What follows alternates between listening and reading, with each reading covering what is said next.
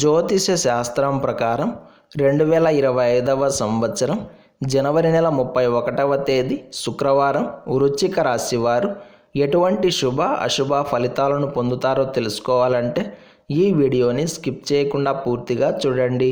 అలాగే తప్పకుండా మా ఛానల్ని సబ్స్క్రైబ్ చేసుకోండి. ఈ జనవరి 31వ తేదీ శుక్రవారం రోజు వృశ్చిక రాశి వారు సర్వసాధారణమైన ఫలితాలను పొందుతారు.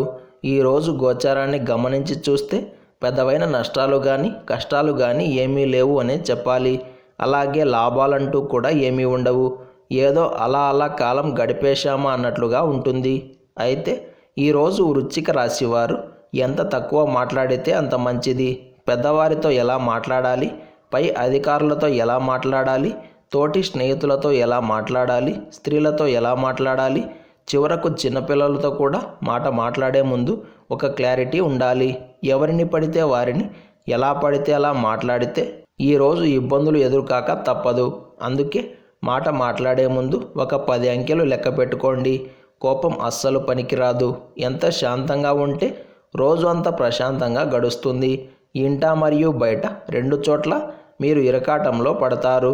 కరవమంటే కప్పకు కోపం, విడవమంటే పాముకు కోపం అన్నట్లుగా కొన్ని సంఘటనలు చోటు చేసుకుంటాయి. వృత్తి, ఉద్యోగ మరియు వ్యాపారాల పరంగా చికాకులు తప్పకపోవచ్చు. పెట్టుబడులు పెట్టడం, జాబ్స్ మానేయడం లాంటివి చేయకండి. రోజువారీ పనులే అయినప్పటికీ బాగా అలసిపోతారు. కీలకమైన నిర్ణయాలకు ఇది సరైన సమయం కాదు. సుదీర్ఘ ఆలోచనలు కొంచెం తలనొప్పిగా మారుతాయి. మొత్తం మీద వృశ్చిక రాశి వారు ఈ రోజున కాస్త జాగ్రత్తగా ఉండడమే మంచిది.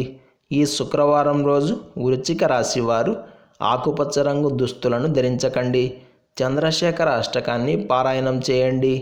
ఈ శుక్రవారం రోజున ఉన్నటువంటి తిథి విదియ, నక్షత్రం శతభిష నక్షత్రం, రాహుకాలం ఉదయం 10:30 నుండి 12 గంటల వరకు, యమగండం మధ్యాహ్నం 12 గంటల నుండి 1:30 వరకు, దుర్ముహూర్తం ఉదయం 9:07 నుండి 9:52 వరకు, తిరిగి మధ్యాహ్నం 12:52 నుండి 1:37 వరకు.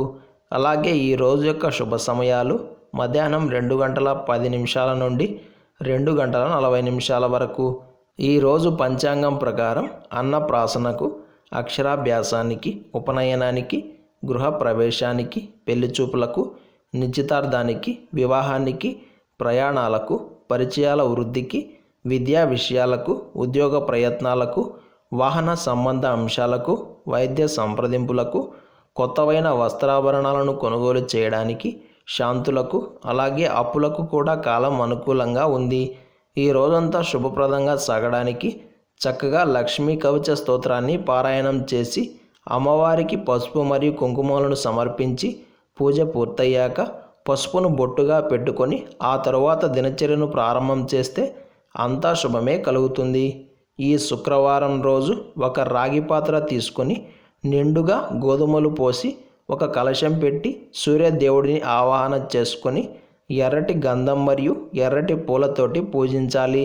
ఇలా ఎవరైతే శాస్త్రం ప్రకారం పూజ ఆచరిస్తారో వారికి తప్పకుండా సూర్యలోక ప్రాప్తి కలుగుతుంది అని పురాణాలు చెబుతున్నాయి. ఈ శుక్రవారం రోజు మనమంతా ఓం వాసవీ దేవి అయి నమః అనే మంత్రాన్ని పదే జపిస్తూ ఉండాలి. ఈరోజు సాయంత్రం బియ్యం పిండిలో కొంచెం కుంకుమ వేసి ప్రమిదలు చేసి లక్ష్మీదేవి ముందు పెట్టి నెయ్యితో దీపం వెలిగించాలి. అలాగే గంధం మరియు ఎర్రటి పుష్పాలతో పూజించి కుంకుమతో అమ్మవారిని అలంకరించాలి. ఇలా చేస్తే మీ ఇంట బంగారం తాకట్టు పెట్టాల్సిన అవసరం ఉండదు. లక్ష్మీ అష్టకం పారాయణం చేస్తే అంతా శుభమే కలుగుతుంది. ఇలాంటి సమాచారం ప్రతిరోజు మీకు వీడియో రూపంలో అందాలంటే వెంటనే మా ఛానల్ని సబ్స్క్రైబ్ చేయండి.